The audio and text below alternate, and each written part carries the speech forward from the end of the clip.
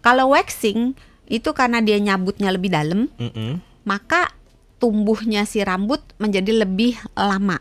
Bukan tumbuhnya rambut, karena dia narik sampai lebih dalam daripada cuma nyukur. Kalau nyukur lebih permukaan gitu, maka kebutuhan untuk mengulang prosedurnya menjadi lebih lama daripada kalau nyukur. Kebayang ya? Iya. Nah, tapi waxing itu lebih menyakitkan daripada jelas. karena dijebret gitu kan. Gitu. Ngebayangin aja udah sakit ya. Iya, ngebayangin aja udah sakit. Dan karena dia dicabut, maka kemungkinan infeksi juga ada. Walaupun dicukur juga kemungkinan infeksinya infeksi ada. Juga ada. Nah, kalau dicukur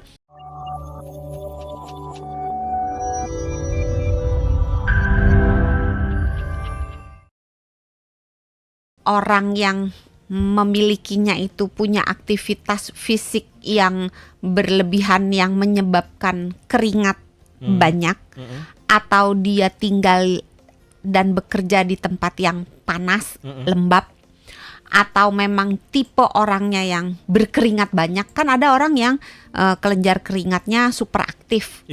Itu bukan penyakit gitu, tapi sebuah keadaan aja.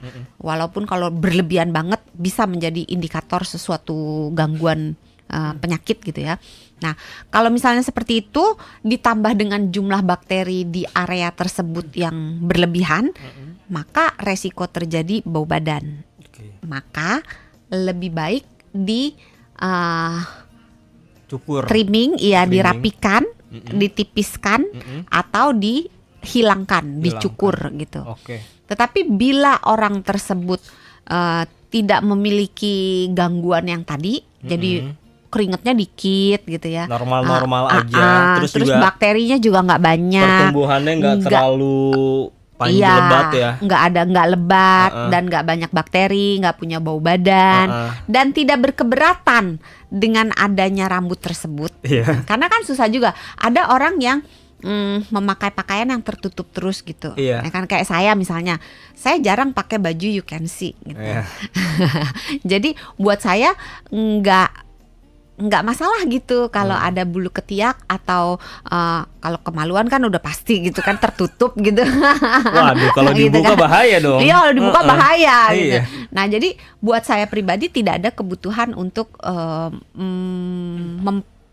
memperlihatkan area ketiak gitu. Tapi untuk beberapa orang, misalnya kayak atlet binaragawan, ya kan, itu kan otomatis harus memperlihatkan area ketiak gitu kan. Ya, pada pekerjaan atau pada profesi yang mewajibkan untuk tereksposnya area-area tersebut, maka kadang dicukur atas nama estetika. Biar enak gitu dilihat gitu kan. Nah, kalau seandainya seperti itu, maka dicukur nggak ada masalah, dengan catatan caranya benar, terus segala sesuatunya bersih gitu loh. Jadi pisaunya bersih gitu, badannya bersih ketika mencukur, sehingga resiko infeksi akan turun gitu.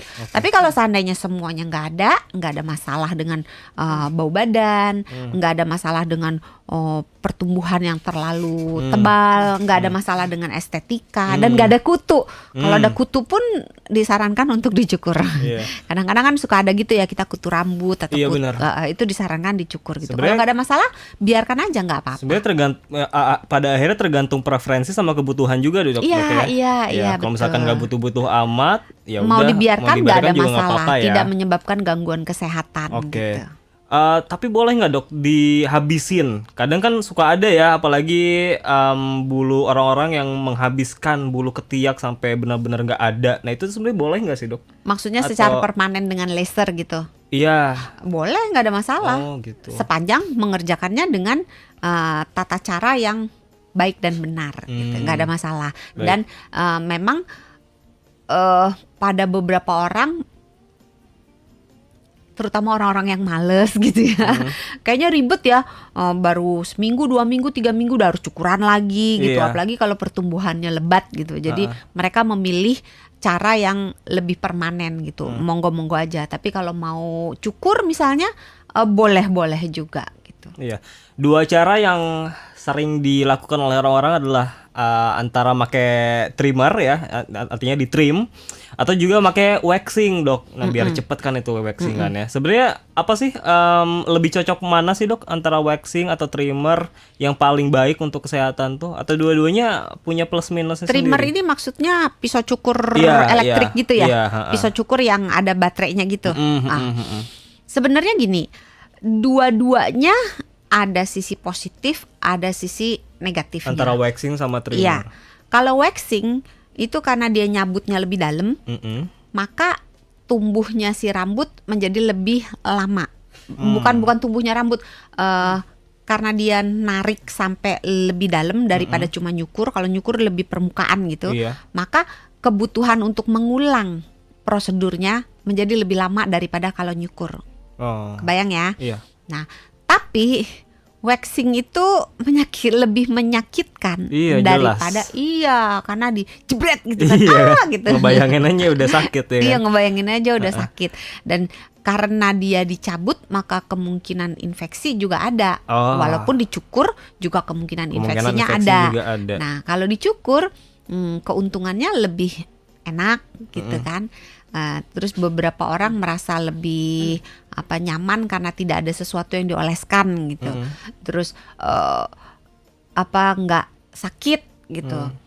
Tapi kerugiannya itu lebih cepat mengulang prosedur mencukurnya Iya, karena hanya di permukaan ya. Iya, Sementara karena kalau hanya waxing di tuh dia permukaan. bisa sampai dalam ya.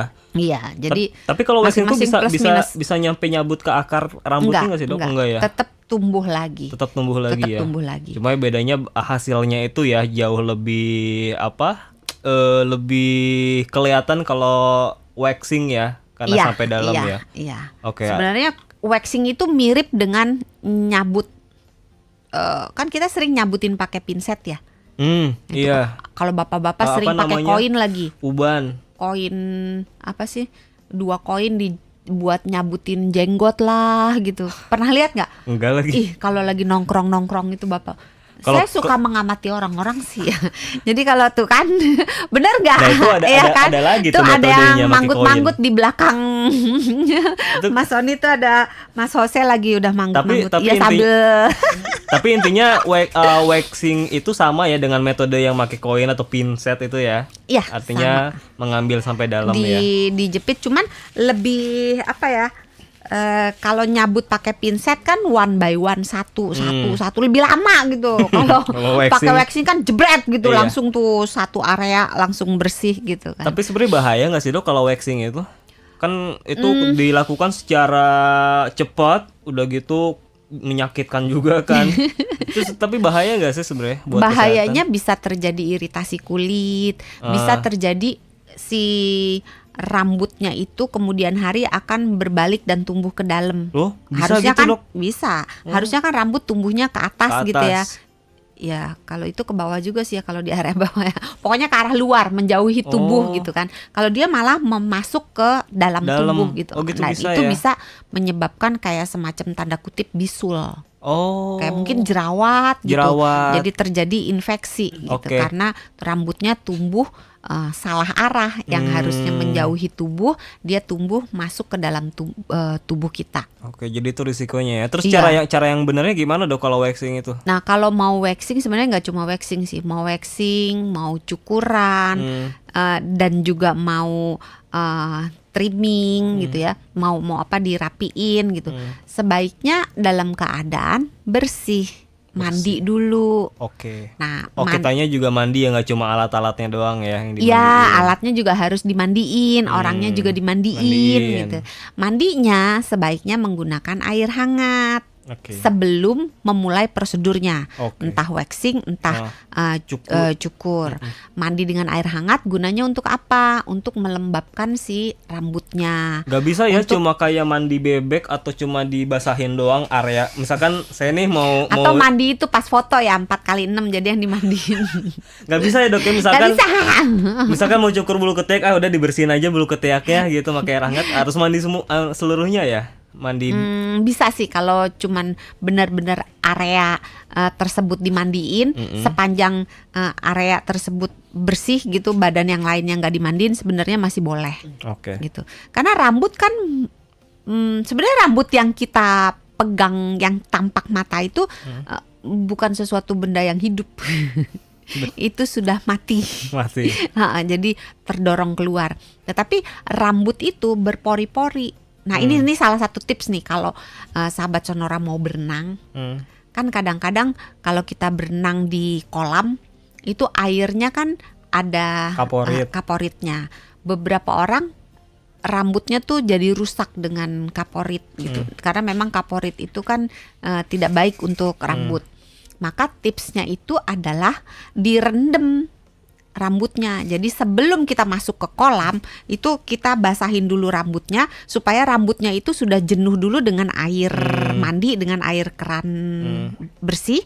Nah, baru masuk ke kolam. Sehingga ketika kita masuk ke kolam, rambut kita sudah penuh dengan air. Jadi air kolam yang berkaporit itu nggak bisa masuk lagi ke dalam rambut kita gitu. Oke.